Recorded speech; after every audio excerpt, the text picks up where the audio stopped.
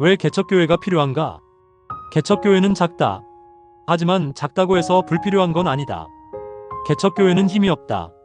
하지만 힘이 없다고 해서 의미 없는 건 아니다. 개척교회는 조용하다. 하지만 조용하다고 해서 아무 일도 안 하는 건 아니다. 개척교회는 눈에 띄지 않는다. 하지만 눈에 띄지 않는다고 해서 존재감이 없는 건 아니다. 지금 한국 교회는 수적으로는 풍성해 보인다. 5만 5천 개가 넘는 교회. 그러나 그중 90% 이상이 10명 이하의 소규모 교회다. 그 많은 교회가 도대체 뭘 하느냐고 묻는 사람들이 있다. 나 역시도 같은 질문을 해본 적이 있다. 하지만 이제는 다르게 보려고 한다. 보이지 않는다고 존재하지 않는 것이 아니다. 작게 움직여도 하나님 나라에선 큰 움직임일 수 있다. 누가 이 작은 일에 나를 멸시하느냐? 청년들이 교회를 떠난다. 이유는 간단하다. 교회가 먼저 청년을 떠났기 때문이다.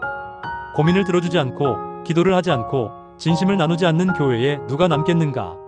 하지만 개척교회는 다시 시작할 수 있는 자리다. 초심으로, 이웃사랑으로, 한 사람을 위한 사역으로 돌아가면 그 교회는 숫자가 아니라 생명으로 기록될 것이다. 목사가 설교만이 아니라 거리 청소를 하고 주민과 인사하며 사람을 기억하는 본이 되는 삶을 산다면 교회는 다시 세상의 빛이 될 것이다. 우리 주변에서 쉽게 하나님을 만날 수 있는 방법. 그게 개척교회가 있어야 할 이유다. 대형교회는 시스템으로 움직이지만 개척교회는 사랑으로 움직인다. 사랑은 시스템보다 강하다. 왜냐하면 하나님은 사랑이시기 때문이다. 사랑하지 아니하는 자는 하나님을 알지 못하나니 이는 하나님은 사랑이심이라.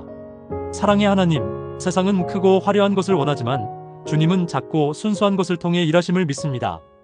개척교회들을 기억해 주시고 그들의 조용한 헌신 속에서도 주님의 영광이 드러나게 하소서.